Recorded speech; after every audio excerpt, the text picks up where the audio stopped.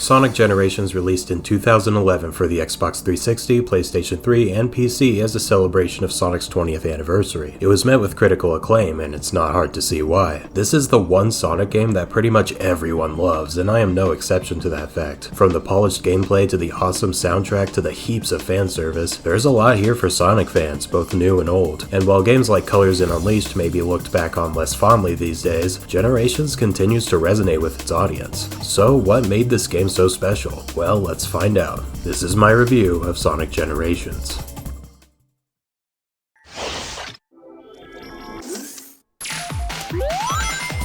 Unlike most of its predecessors, Sonic Generations throws you immediately into the first level, Green Hill Zone, just like the original game on Genesis. Here we're playing as a much younger Sonic, which the game refers to as Classic Sonic. After we beat this stage, a mysterious entity emerges, after which we immediately cut to the present, where an older Sonic, referred to as Modern Sonic, is having a birthday party with his friends. This doesn't last long though, as that same entity appears in the present and kidnaps everyone. Sonic awakens in an empty white void, and the game begins proper. Along the way, he meets Classic Sonic, and the two set out to collect the Chaos Emeralds and figure out what the heck that monster actually is. It's a decent setup for a time-spanning adventure, not really developing characters or fleshing out established lore, and that's fine with me. The story may not be as present as past games, but after Sonic Colors, I can live with that. Unfortunately, the writing continues to be pretty bad, as Sega has once again brought on Pontac and Graff for the script. The attempts at fourth wall humor are less frequent, but the dialogue is still pretty pathetic, with the bulk of it being characters verbally describing things that are already self-evident. To give some credit, the writing does have its moments. One little touch that I can appreciate is that if you rescue a character as Classic Sonic, they'll react in different ways, asking if he's got a haircut or commenting about his younger appearance. It's a small thing, but it's cool nonetheless. While the story in Generations may be lacking in most areas, its less demanding presence makes it easy to ignore and instead focus on what truly makes this game so good.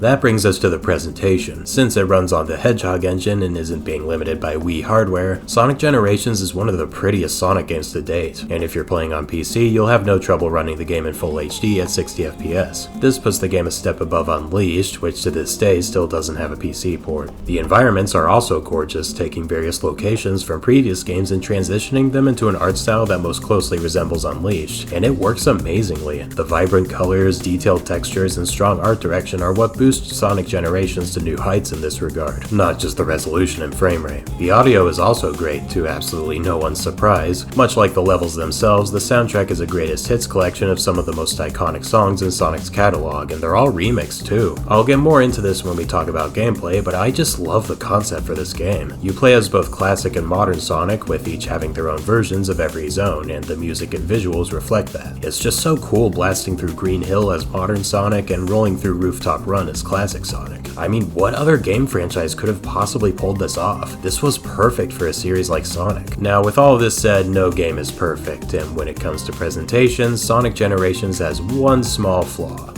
Roger Craig Smith. Okay, that sounds mean. I talked more about my thoughts about Roger Craig Smith's rendition of Sonic's voice in my Sonic Colors retrospective, but to put it simply, I never liked it. The voice simply doesn't match the character it's coming out of, at least in my opinion. However, it hits much harder here in Generations, and that's because we actually almost had Ryan Drummond back. No, I'm not kidding. Roger Craig Smith wasn't ever meant to be the long-term voice of the character, he was just a stand-in until Sega could get the original VA back. In fact, Ryan had re-auditioned for the role in 2010, and Sega was about to bring him on for Generations. So, what happened? Well, this is the part of the story that makes my blood boil. Sega would let Ryan return if he left his union. And with all the strikes going on right now, I probably don't need to tell you why that was such a slap in the face, and understandably, Ryan declined. It was back to Roger then, and even to this day, he still voices the character in video games. The rest of the voice cast in this game isn't particularly stand out, aside from Eggman being voiced by the legendary Mike Pollock as always. It's only Sonic's voice that really bothers me. Thankfully, Sonic Team opted to not have classic talk. Could you imagine Roger's voice coming out of this guy? I can't believe there's two of me. Introducing Pizza Hut's new Ultimate Stuffed Crust Pizza. With tons of toppings and cheese baked right into the crust, it's unlike anything you've ever... Shut your pie hole! With story and presentation covered, it's time to talk about gameplay. The progression in Sonic Generations is sort of a hybrid between Unleashed and Colors. There is a hub world, but it's 2D and is used more so as a level select. Progression is largely linear, though occasionally you'll need to complete a few challenge stages before you can continue. Unlike Colors though, which forced you to play every single one of these, Generations mercifully only requires one per zone. One flavor of these is the Doppelganger race, which I tended to gravitate towards seeing as it's basically just playing the level again, and that fits pretty well with Sonic's get good design philosophy anyway. That said, I did try some of the other kinds during this playthrough, and while some were pretty mediocre, a lot of them actually surprised me with how competent they were. The real meat of this game though is the main zones, which are all returning stages from previous games with brand new layouts and graphics. These are complete reimaginings and feature 2 acts, one for classic and one for modern. Before we get into those, I should quickly recap my 3 staples of Sonic excellence. For those of you who are new, these are the basic principles that I look for in a character's playstyle in a Sonic game. 1. Essential Sonic staples should be present. These include rings, springs, robotic enemies, etc. 2. Replayability should be encouraged through design. A good Sonic gameplay style should have a high skill ceiling for mastering the character's moveset and/or challenging levels that become more fun the more you play them. And finally, 3. The character's central attributes should be important. By central attribute, I mean the core of the character's design. For example, Sonic is a hedgehog, so his gameplay should place emphasis on his ability to roll into a ball. Note that these don't necessarily denote a good playstyle period, but rather a baseline that distincts a Sonic game from any other generic platformer. Now, with these in mind, let's get into it.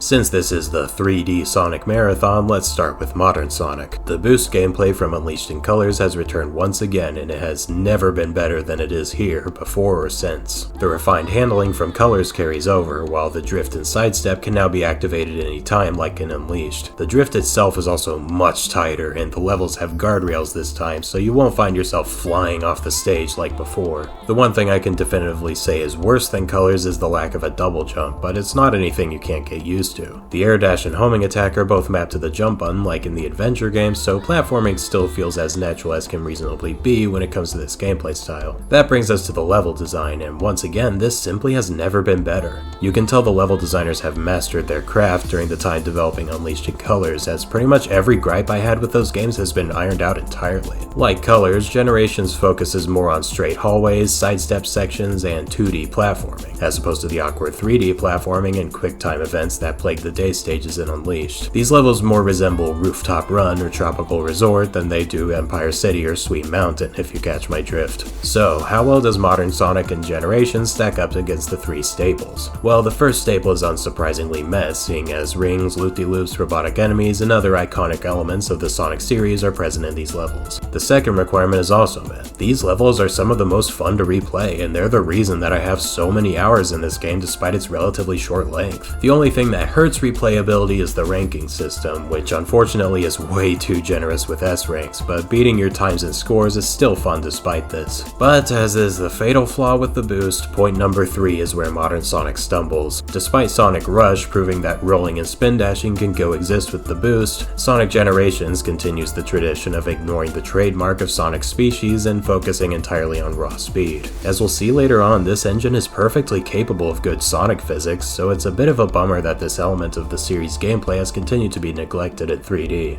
As I've said time and time again though, not meeting these staples doesn't automatically make a playstyle bad from a pure gameplay standpoint, and Modern Sonic is an absolute blast in Generations despite only meeting 2 of them. If you liked Unleashed in Colors, you will love Modern Sonic and Generations. This is the best the boost formula has ever been, and ever will be.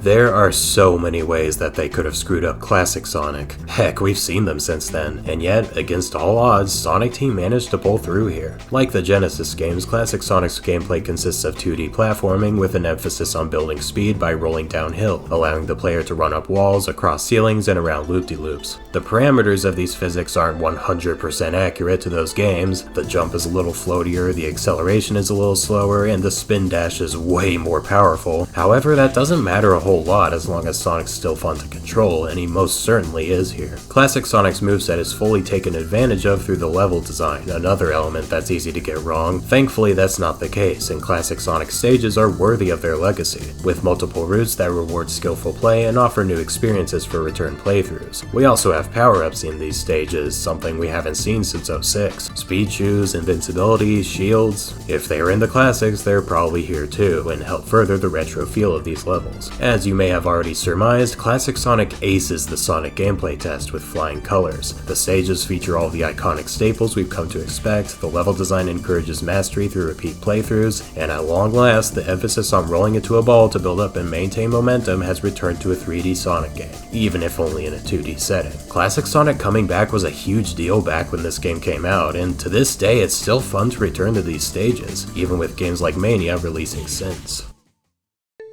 Much like the main stages, the bosses in Sonic Generations are all returning battles from previous entries. We've got character battles with Metal Sonic, Shadow, and Silver, and full-on bosses with the Death Egg Robot, Perfect Chaos, and the Egg Dragoon. All of these battles carry over the same love and polish present in the action stages, especially Perfect Chaos, which feels even more epic than his debut in Sonic Adventure. Like I've said in past videos, classic Sonic bosses set themselves apart from other platformers with a simple design philosophy. There's no limit to how many times you can damage the boss while it's vulnerable, only the amount of time that it is. Unleashed and Colors both use this philosophy, but unfortunately this is where I have to give Generations a little bit of flack. Don't get me wrong, the bosses in Generations are super fun, but virtually all of them are designed in such a way where you can only hit the boss once while it's vulnerable, after which the cycle starts over, much like a Mario boss. This isn't an inherently bad way of designing bosses, but the early Sonic games had a more satisfying way of designing them that I wish the later games would take better advantage of. In a way, this reminds me of Sonic Adventure 2. That game also rarely adhered to the classic boss design philosophy, and yet despite this, many of them were fun and memorable fights. Ultimately, the appeal of Sonic games doesn't hinge much on their boss design, and 3D Sonic especially has always had a bit of a rough time getting them right, so it's not the end of the world that Generations doesn't have these particular kinds of battles. They're still fun in their own right and pay homage to previous encounters in other meaningful ways.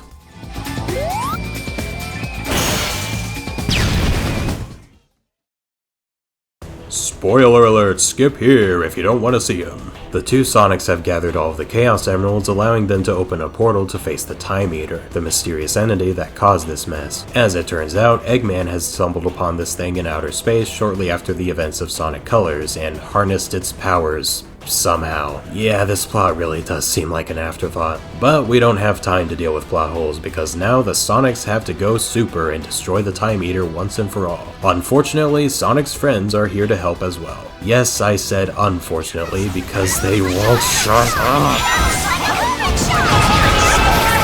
Aside from the annoying dialogue though, the Time Eater is a pretty solid final boss, at least on the PC version. I think the frame rate on the console releases might have some kind of effect on this fight, since I do remember having a much harder time with this on PS3. Let me know if I'm right in the comments. But anyway, this fight has the Time Eater phasing between dimensions, requiring you to switch between Sonics to continue to close the distance. Once you do, simply boost into him, rinse and repeat a few times, and the fight is done so. The game ends with everything returning to how it was, and Sonic saying his goodbyes to his past self before he returns to Blast Processing Land. Hey Sonic!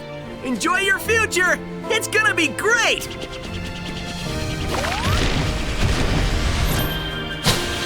While the credits aren't playable like in Colors, they do once again have a fun twist. The music is a medley of all the stage themes we've heard throughout the game in the same style as the credits music in Sonic 1, along with a low picture-in-picture featuring footage from previous mainline entries. This truly is a fitting way to end a celebration of Sonic's anniversary. Sonic Generations is a phenomenal Sonic game. It not only perfects the boost gameplay, but also reintroduces the series' iconic original formula in the form of classic Sonic. The levels are brilliantly designed, paying homage to past entries while still offering a fresh experience, and the presentation continues to age gracefully thanks to a strong art direction and a curated selection of the very best music from games past. Certainly it's not a perfect game. Modern Sonic still lacks any semblance of the rolling mechanics that classic has, and the story leaves much to be desired. However, if that's the worst I can say about this game, I think it's safe to say that it's earned its place among the ranks of Sonic 3 and Knuckles and Sonic Adventure 2. This was a wonderful celebration of the past, and it made Sonic fans around the world optimistic about the future. If you enjoyed this video, be sure to check out my other Sonic content and subscribe for more video game content just like this. You can also become a member for just $1 per month to get your name in the credits, exclusive emojis, and permanent access to my Discord server. But either way, stay tuned, thanks for watching, and as always, enjoy life.